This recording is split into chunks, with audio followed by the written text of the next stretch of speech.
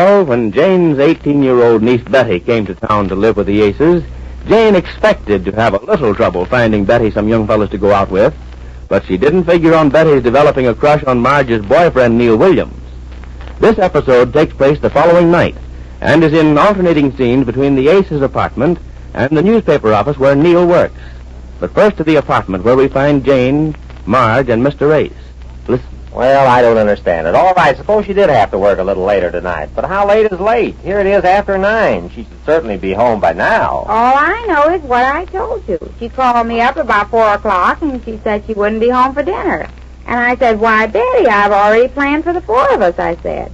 And she said she couldn't help it, but she had to work late. And I said, but it's liver tonight, and you know your mother wrote me that you have to eat liver. You need a lot of Vitaphones. And she said... Oh, she's got too many Vitaphones, if you ask me. I think if she didn't talk so much and so childishly. Marge, I'm surprised you can sit there and laugh through all this. Well, what do you want me to do? You don't think I'm going to take this schoolgirl crush seriously, do you? Well, I don't know. She's just the type she's just the type that has a vivid imagination. I'm not going to start worrying about her. Well, all right, if that's... Dear, will you stop steering Marge on to thinking things? There's nothing for Marge to worry about. Thanks for them kind words, Jane. You're welcome. What makes you so sure, Jane? You were pretty worried last night when Betty broke down here and told us about how she felt about Neal. I know, but I had a long talk with her last night. Last night? When? After everybody went to bed, I saw a light in Betty's room, and I went in, and there she was, with a book in one hand and her chin in the other, reading away as if her heart would break. Reading away as if her heart would break? Yes, it was poetry. Oh, I see. So it reached the poetry stage, has it?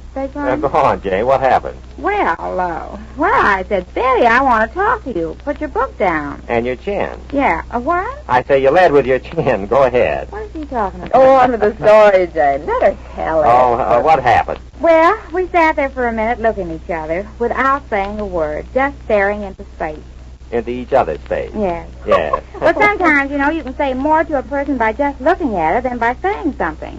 So I just looked at her, and she looked at me. That went on for about 2 minutes.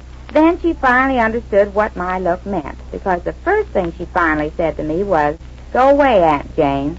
Oh, she understood what you meant? Yes. And what did you mean? I mean, that look you gave her. Oh, what did it say, you mean? Yes, what did it say? Oh, It said, Betty, what is the matter with you? How can you feel that way about Neal? He's 9 years older than you are, going on 10. In the second place, he and Marge have been going together going on 3 years. In the third place, your mother would certainly want you to find a fellow who is doing better than Neal is. He's only a poor newspaper reporter, and you certainly deserve somebody with a lot of money who can give you a big home with servants and a spinal staircase, and certainly not have to live a hoof-and-mouth existence with no money like Neal could give you. That's what your look said. Uh-huh. Kind of a long speech, wasn't it? Well, it was a long look. Oh, it was a long look. And what did Betty's look say? Well, she didn't look. She just said it. She said, "Go away, Aunt Jane." And what did you do? I repeated what my look said. Oh, you repeated it? Yeah, this time out loud, so she'd be sure to hear it. Jane, you didn't actually tell her all that about Neal being a poor newspaper reporter and she deserved somebody better. I certainly did. It's true, too. Oh, it is. But he's all right for me, is he? What? I suppose I don't deserve anybody better than Neal. Don't deserve anybody better. I'd like to know who could be better. But you told Betty she deserved somebody better. Oh, don't change the subject. What I'm trying to show you is that I had this long talk with her, and she understands now. Well, you haven't proved it yet. You'll have to do better than that. Oh, Jane, tell us some more about this interesting interview with Betty. Yeah. Well, I gave her my piece of mind. I talked till I was black and blue in the face.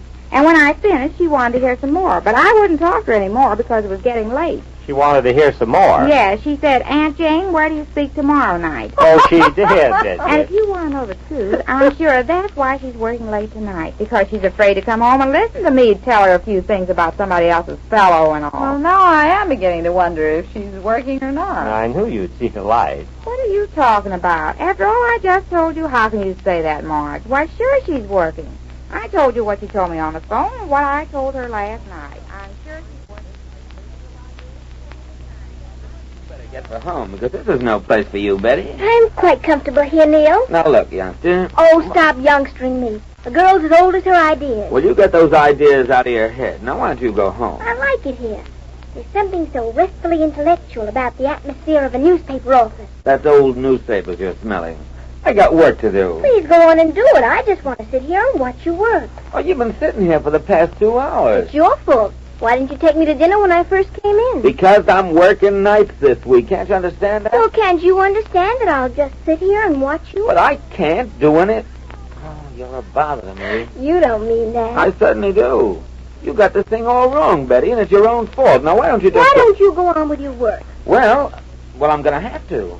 It's after 9, and I got this story to get out before I go out for something to eat. Oh, then we are going out to eat. I'm going out to eat. You got to get home. What'll they think there? Does it matter? It doesn't to me, but it should to you. But it doesn't at all. Oh, you're encouraged. Well, now leave me alone, will you? Let me see here. It was announced today that the city council has passed...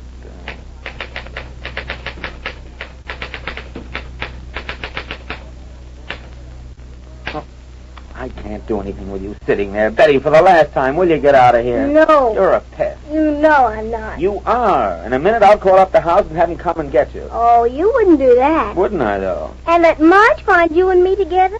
Marge? Now, look, child, Marge isn't that silly. She knows better than that. In the second In place... the second place, I'm going right on sitting here till you and I go out for dinner. You're going home if I have to... Now, look, will you go home if I take you there? Where you go, I go. Yeah, that's all I wanted to know. I got my wagon downstairs. You and I are going to take you home. Now, come on. But you were. I'll have to miss an edition. Come on, put on your coat. Can't we stop for something to eat first? We cannot. You'll have dinner at home when you get there. Jane will fix you up something. And from now on, you go straight home from work. You understand, young lady? There'll be no more of this sitting here in my office staring at me until I can't do a bit of work.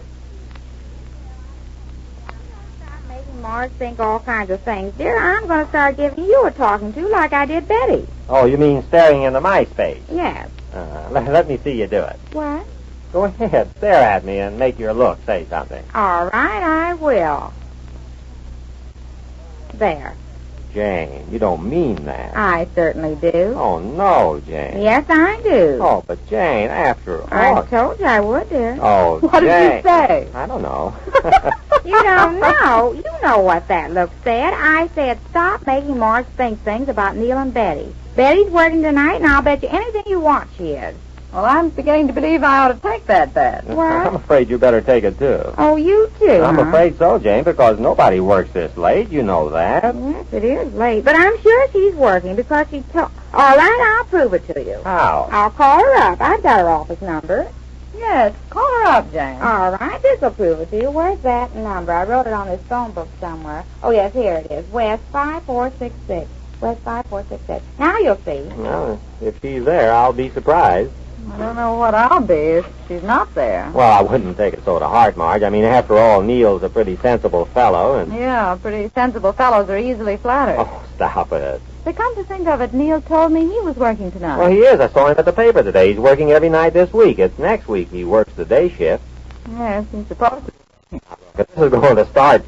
Well, Jane, what's the matter? Any answer yet? No, not yet. But it takes time. Oh, take your time, Jane. We've got all evening. Are they ringing the number? Yeah, I think so. I wonder if I dial the right number. I'll dial it again. Yes, you keep dialing, Jane. Maybe she's on the way home. It's 9:30. Maybe. I wonder if I should try the newspaper office. Oh, now, Marge, you're not going to start checking up on Neal. Why not? But I tell you, he is working. I saw him when I left the paper on my way home. He was just coming in to go to work. Uh-huh. He was.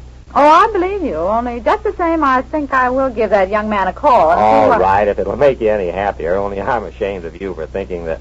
Well, Jane? Well, it takes time. Yes, doesn't it? Yeah, she'll answer, Marge. I'm sure she's there. When you're convinced she's not, just give me the phone and let me try the newspaper. You mean to see if Neal's there? You don't think that she and Neal... Why not? Oh, she wouldn't do that. She told me she was working. Yes, well, why doesn't she answer? I don't know, but she will as soon as she hears the phone. Oh, hello, Betty. How are you? This is Aunt Jane. I just called up to see how you're coming along with your Well, work. there you are, Marge. You see how silly you were, Marge? Why, you ought Who's to... that? Is somebody at the door? Well, we're all just fine. When are you coming home? I'll go see who it is, Marge. I say, when are you coming home? Because I'm going to warm some of the dinner up for you, so don't get here too late. Hello, Ed. Hello, Neal. Well... Hello, Uncle Abe. Oh, I see. Jane, get off that phone. Well, just a minute, Betty. There's so much noise going on here. What did you say, Marge? I said get off that phone. She's here. Hello, Aunt Jane. Goodbye, then. Well, Betty, you certainly didn't get here late. That's service, isn't it? What? Well, I brought home the prodigal daughter. Yes, so we see. Betty dropped in at the office when she knocked off this afternoon, and she's been sitting there waiting for me to drive her home. Oh, did it take a drive? What? Weren't you working tonight, Betty? No, I wasn't. No, I said that she's been sitting in my office all evening. Really? Yes, weren't you, Betty? Weren't I what? Tell him, weren't you in my office all evening? Oh, yes, after we had dinner and took in that picture and... Well, good night, all. Well, wait a minute, Marge. I'm a little tired of everything. I know you'll pardon me.